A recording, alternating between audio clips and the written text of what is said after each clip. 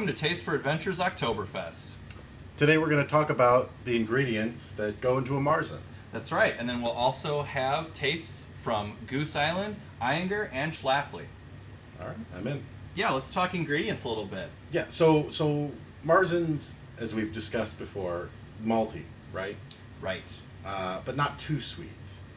Exactly. So the malts that you need to use to achieve that sweetness, that lack of sweetness, but also good maltiness, is really it's a Munich malt, which is the featured malt in a Marzen. And Munich is going to have a really rich, very heavily malty flavor, but it attenuates really well. It's not going to be like a crystal malt or a caramel malt that gives a lot of richness, but then also provides a ton of residual sweetness as well. Okay. Can't imagine what part of the world that comes from. That's right. Well, Munich is where the German Oktoberfest is. It's where the style originated and is where the malt came from, too. Very fitting. What are some of the other ingredients that go into a Marzen? That's a great question. So in order to round out the Marzen, Munich malts are featured in Marzens, and I don't know about any Marzens that don't have at least some Munich malt in them. You can also use other German malts in a blend. It doesn't have to be 100% Munich. You can have Vienna malt, it can have Pilsner malt. Really the key is just to have good imported fresh malt. Sure. Just the higher quality the better, because it is such a clean and malt forward beer. As far as the other ingredients, noble hops are key. Now, noble hops are hops that are old world hops. They're typically very mild, very pleasant, and they're going to have spicy and a little bit of herbal or floral characteristics. Noble hops include varieties like Saaz and Hellertau, among a couple others. And again, it's not going to be a very hoppy beer, so any brewers are going to want to keep the IBUs under 25 to meet that classic low hop profile. Sure. That makes sense to me. And then the other ingredient really for beer is yeast, and just a clean German lager yeast is best. You can use classic dry yeast, but really shouldn't do a Marzen as an ale. One of the hallmarks of the style is that it is a lager. Fair enough. And what's our flight today? Okay, well, so for our flight, today's going to be all Marzens. We have three. We have one from Goose Island, which is probably one of the first Marzens I ever had, the Goose Island Oktoberfest. Schlafly, which is a brewery out of St. Louis. We're going to try their attempt at a Marzen. And then as far as a classic import, we're going to go with Ayinger Marzen. Okay. All right, so for Goose Island Marzen, it is labeled a Marzen beer. It's 23 IBUs, 5.7 alcohol, and it says here that it is traditional, malty, and festive. All right. Sounds like my kind of beer. All right.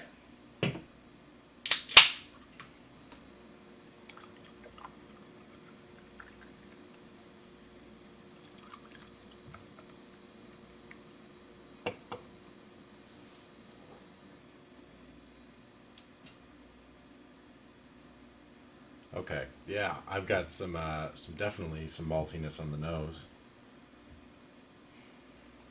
All right, so going through the score sheets, first thing that the score sheets are going to prompt you to really look for is the aroma, because aroma can be very fleeting. Yeah. It's almost citrusy in a way, right? It feels. I am getting. It's like.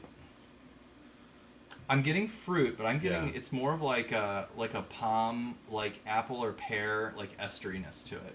Okay, interesting. Palm apple. It's that same spiciness, that same spiciness that you were talking about on the last Oktoberfest episode. Right. So again, that spiciness is going to really just come from the hops, and then also the impression of bitterness will be increased, even though it has low IBUs, because it finishes fairly dry. Yeah. So it's going to have like a sharper, drier finish. Okay. Yeah, I get that a lot. So I'm getting bread. I am getting some light caramel. Yeah. Some of those low fruity esters that I think you were picking up a little bit too. Mm-hmm. I'm not really getting any hop aroma, and that's okay for the style. The esters, that fruitiness though, is definitely out of place. That. Yeah. Sometimes you can get esters if you use a lot of ale yeast will produce that. It did say that it's a lager, which is good. That's traditional. Mm-hmm. But sometimes fermenting at warmer temperatures can produce some ester. Interesting.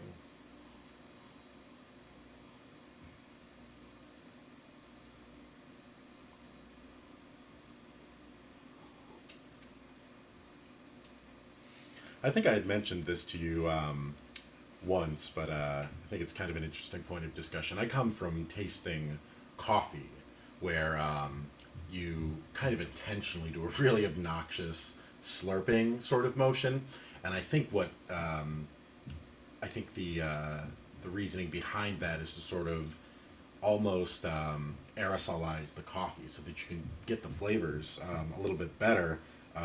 Is that something you would do when you're tasting a beer, or is there a different sort of method to tasting for people? You know, there's the releasing the microscopic particles in the air is definitely part of tasting. Mm-hmm. You wouldn't necessarily slurp it, but one really common practice would be to cover your glass. Yeah. You can cover it with a coaster or your hand, swirl it around a little bit, so you're going to kind of recreate that foam. Mm-hmm. And then those bubbles are going to release those particles. When you're holding your hand over, it's just going to build and build, and then you'll release. Yeah, you should get a nice nose. And then you get a really nice nose. Yep. Mm-hmm. Or, in the case of this beer, a very estery nose. Yeah. Fair enough. So if you ever see us handling our beers like we're crazy people, we're not chances crazy. are that's what we're doing. Yeah, we're just checking it out. All right, now what do you think for the appearance on this? It's got a nice, like, crystal clear amber to it, which is really nice. It's something that I like to see in a beer like this. Yeah, it's a very deep gold. It's almost like a very dark honey color. Yeah. It's probably on the very light end of the scale for a Marzen, but it's still within range, Sure. I would say. Yeah. It does have a nice white head with tight bubbles. It fades fairly quickly. Pretty quick, yeah.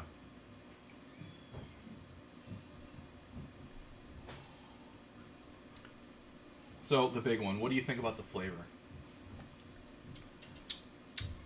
I like it.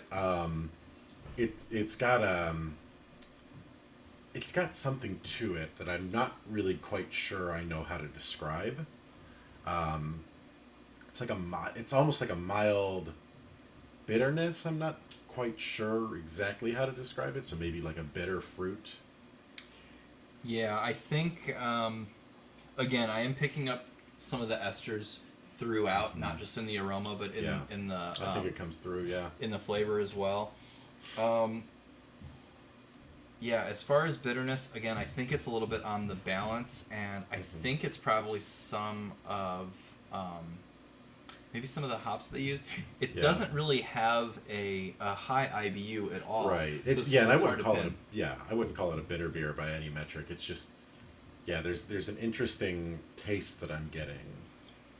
It's like, it's almost like a little bit astringent. Like there's just like a little bit of like a harshness, like an abrasiveness. That's what I think what I'm getting. Yeah, and that'll actually come through more on the mouthfeel portion of the score sheet. But sometimes the mouthfeel does have a big impact on the flavor. Yeah.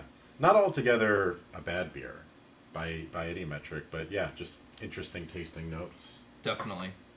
So, overall, I think it was a pleasant, more of a generic fall beer than a classic Marzen. Yeah. I just think it was a little bit outside of that that traditional zone, which is actually very common for U.S. breweries. They might have like an amber-colored malty lager and just call it a Marzen, when really it's just their fall ale. Sure. Or their fall lager, I guess. Yeah. And this is Goose Island, Sometimes I think their portfolio has gone a little bit more to appease the mass market in U.S. craft. Again, still not a bad beer. No, not at all. What'd you think of it? What does your magic score sheet tell us? All right. Well, we sort of talked through my notes throughout the tasting. Overall, I had it a 30 out of 50, which puts it in the very good category. Generally within style parameters with some minor flaws, and I wouldn't say it's very flawed. It's just kind of in that generally within style parameters zone where, I can see why they would call it a Marzen, but when you stand it up against maybe some other crafts, maybe an import.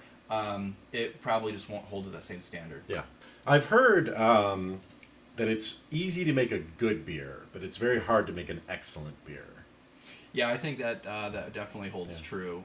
In competitions, there's a lot of beers that are in that kind of upper 20s to like mid 30s range, which is all... None of those are bad scores at all. Good beers. But it's rare to get a beer that even hits like a 40 out of 50. And that like 40s range is where really great beers reside. Sure, that makes sense to me. Well, let's see if we have any 40s for the rest of the flight. Okay, yeah, let's compare it to the next one. I thought we could go with the Schlafly next. Let's do it. Okay. Schlafly Oktoberfest is just labeled as an Oktoberfest beer, and then the description here on the next says, Schlafly Oktoberfest is a traditional Marzen with a toasted light aroma and slight caramel taste. This rich amber lager is balanced by German noble hops, while the lager yeast ferments cold and slow, creating a crisp beer. Okay, well, everything sounds appropriate in there except for the caramel. So, we'll see. Give it a taste. Yeah.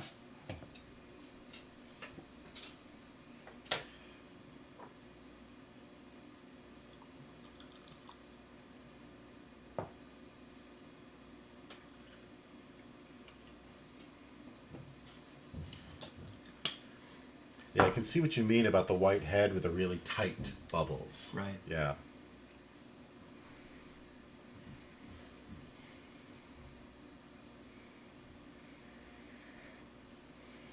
Not so much an aroma on this one, unless I'm... No, you're right. This one's a little bit harder to pick out right now. Now, I did pull these out of the fridge. I did pull this one out of the fridge just a moment ago. And you'll notice that as the beer warms, if you cup it and kind of warm it up, more of those aromas will release as it nears room temperature. Yeah, that makes sense. So I'm getting kind of a medium white toast with, I am getting some slight caramel. And some low, definitely those noble, that spicy herbal floral range of hops. And really clean. I'm not getting the esters that we have. No, not at all.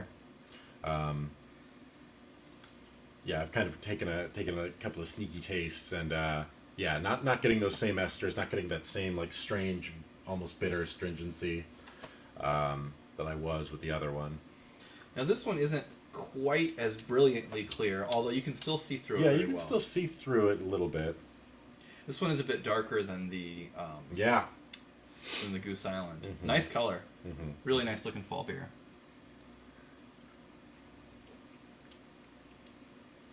Now, with kind of some of the different beers that we taste, we've got our, stouts or porters, which you want to be a little bit more room temperature, even a little bit more warm.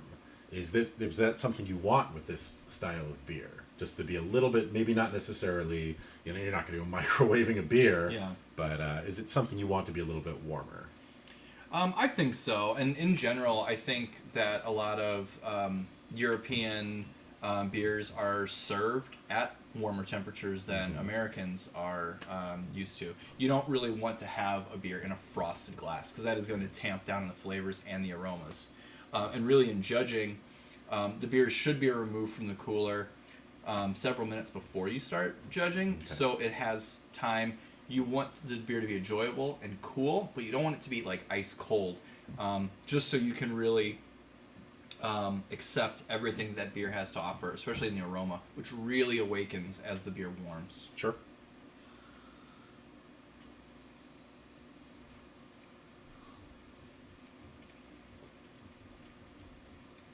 I'm definitely getting some, I would say, even almost moderate levels of caramel. I was gonna say, in flavor. It's definitely not just a hint. It tastes good in this beer, but it is out of place in a Marzen style. Yeah. Okay. again, more of just a malty American fall ale than a Marzen.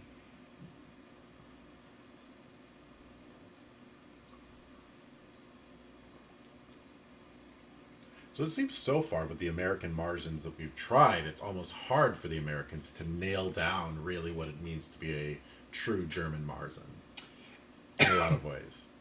Yeah, I think so, and I think part of that is, access to ingredients. Yeah.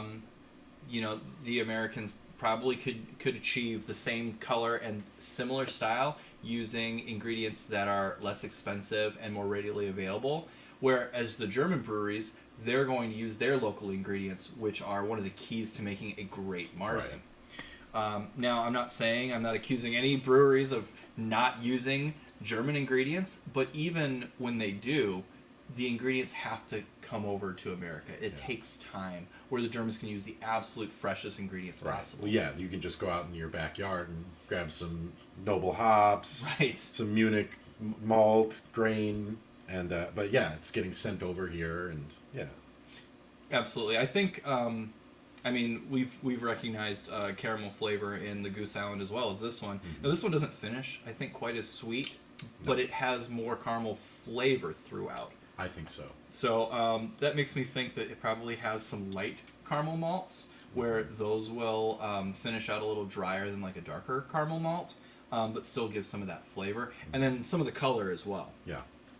Now, do you think they would have been better off using a neutral malt if they're cutting some? So maybe they've got X amount of Munich. Would it have been better to use a more neutral malt? Is there a better neutral malt that would have been better served for this instead of maybe using a caramel malt, which is speculating? Yeah, I think a lot of those color malts that aren't crystal malts tend to be more European malts. Okay. They're in like the Belgian or other German type malts. Vienna can be kind of a red hue. Again, that's more of a German malt. Another part of the reason why there's such well-developed color and flavor without that sweetness is that the Germans will take their a little bit more neutral Munich malts and boil them for a much longer time. And that's going to develop those rich flavors and then darken the color too. Sure. Whereas, the American craft breweries, they might just put in some extra caramel malts, have their standard brew time, and then you have those less sophisticated, less complex flavors. You're achieving the color, the general profile, but it's kind of, taking the easy way around. Sure.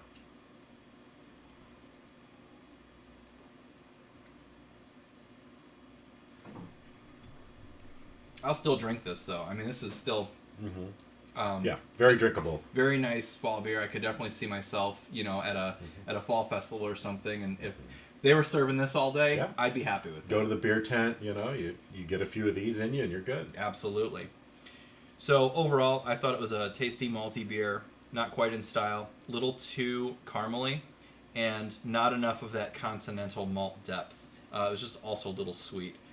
I think it's pretty much right in line with the Goose Island. I'm curious to know, which do you think you prefer? Of the two, I liked this one a lot. I think the other one, like you said, had that astringency kind of a taste on the end, which just kind of put me off a little bit. All in all, both good beers, but this is probably the one that I would get at the beer tent. Okay. So lastly, we have come to the import. That's right.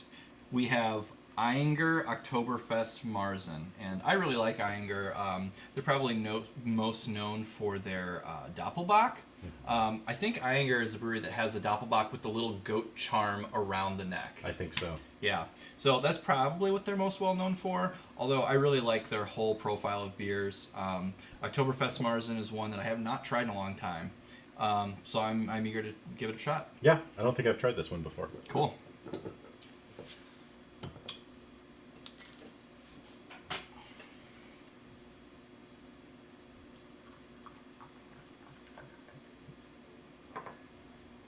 And so looking at the bottle, it says Fest Marzen on it. That's right. Yeah, so really it's a Marzen for the festival, and it actually says here, Authentic Bavarian Festival Lager. Yeah. it is brewed according to the Reinheitsgebot purity law of 1516. Imported from Germany. It's 5.8% alcohol. So really on the very lower end of the range for the style. Mm-hmm. On the back here, it says that it is an amber-colored, rich, and full-bodied. Ayinger, at the foot of the Bavarian Alps, is one of the world's most respected breweries, family owned and operated since 1878. All right.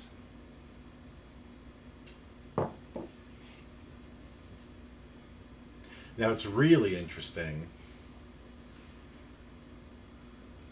that you can have 3 different beers of the same style and have them have wildly different noses.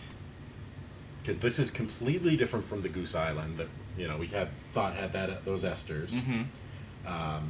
Different than the Schlafly, who we kind of thought had maybe not enough of a nose. Mm-hmm.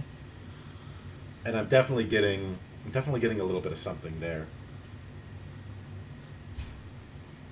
This is one of those like nuanced, like delicate but very malty. It's Yeah. not malty like heavy like nuttiness or caramel. Right. I'm getting like fresh crust of bread.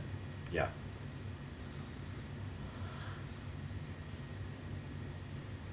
And it's really heavy. It's a heavy aroma of a light bread crust. And really, it's all malt. I'm not getting any hops. I'm not getting any yeast, anything out of place there. It's just all this like bready maltiness. Yeah. I'm not really getting much of any hops in the taste as well. Mm. So for the style, it's a good thing. I mean, this would make a pretty crappy IPA. Yeah, it certainly would. Yeah, I think the appearance is right there. It's super clear. Again, it's on the lighter side of Marzens. Yeah. Really a nice looking beer. And the head is sticking around a little bit longer, too. Yeah. Still some residuals there. That's right. So I think it definitely has that high malt flavor, but it's well balanced. I'm not getting a lot of hop flavor, but I am getting some of that crisp bitterness. Mm-hmm. And that's a combination of a careful hand with the hops and the IBUs, but then also having that full attenuation. There's no real residual sweetness, so you don't even need as many hops to balance it out. Right. Now, do you think that's a result of more attention to craft over mass distribution? We end up talking a lot more about in marketing about in this channel than I thought we might, but I think it comes into play a lot because you've got 2 beers that are for mass American consumption, and then you've got something like this it's an import. Do you think that maybe the Americans are putting too much emphasis on just get the beer out, or? Yeah, I mean, I think variety is the spice of life, especially with an American craft brewery. Typically American craft breweries have very wide-ranging portfolios. They're going to have IPAs, they're going to have stouts, they're going to have lagers, fruit beers, sour beers, all kinds of different things. The German breweries have been brewing the same recipes, the same styles for centuries, literally centuries. Yeah. So they've had time to absolutely perfect the beers before they could afford the luxury of brewing, 50 some odd styles and having them on tap. Yeah. It was that beer that became masters of it, and they just continue that to this day. And Sure. I think you really get that in just the nuances of a beer like this. Yeah.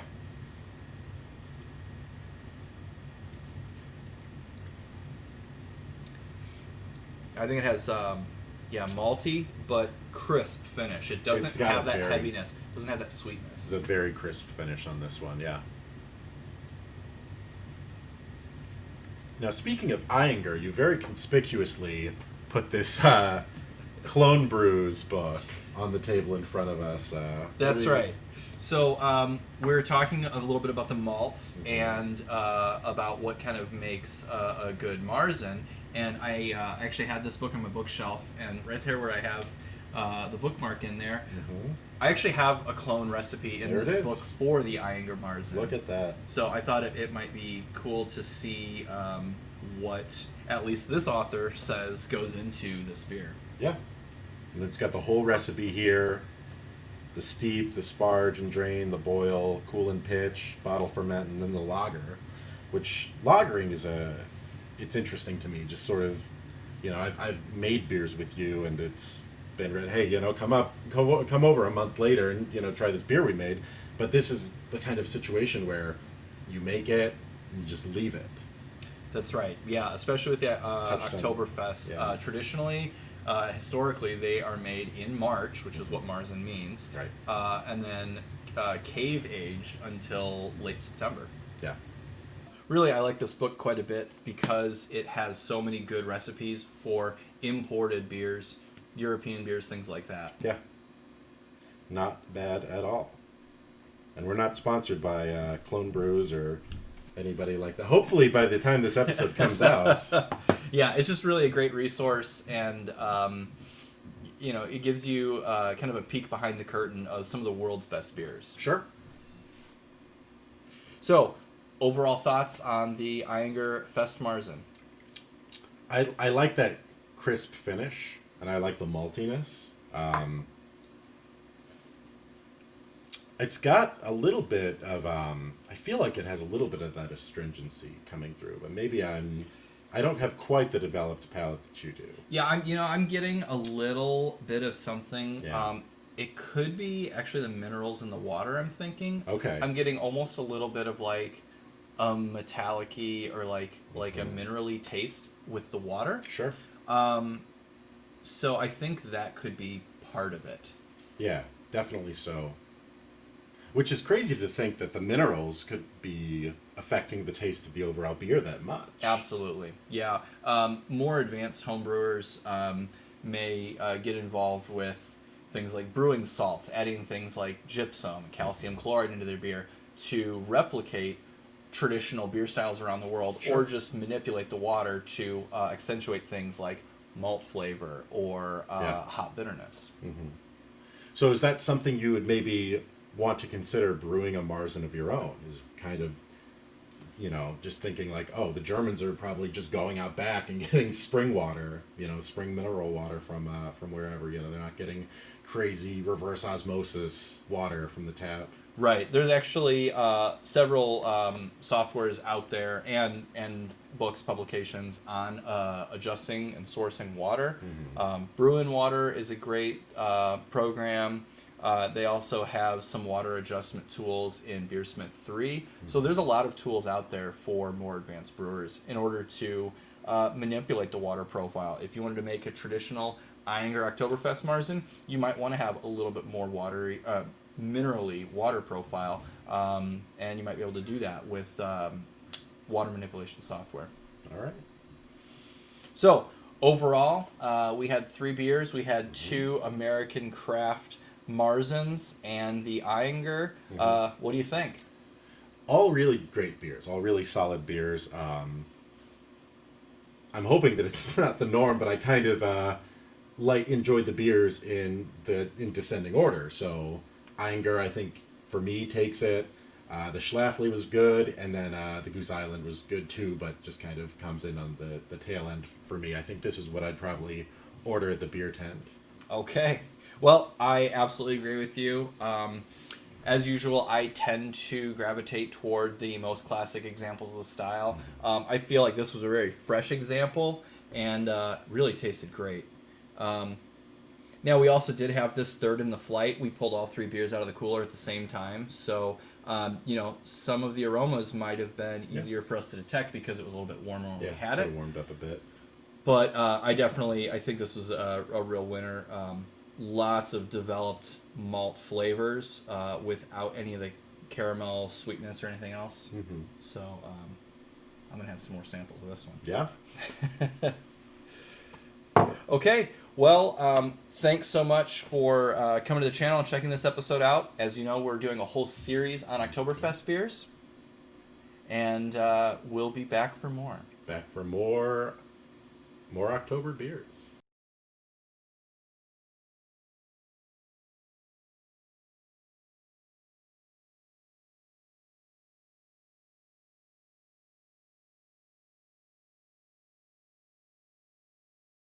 Schlafly. Schlafly? Flaffy? Schlafly? Yeah. Schlafly? Schlafly? It's Schlafly. All right. Schlafly. All right.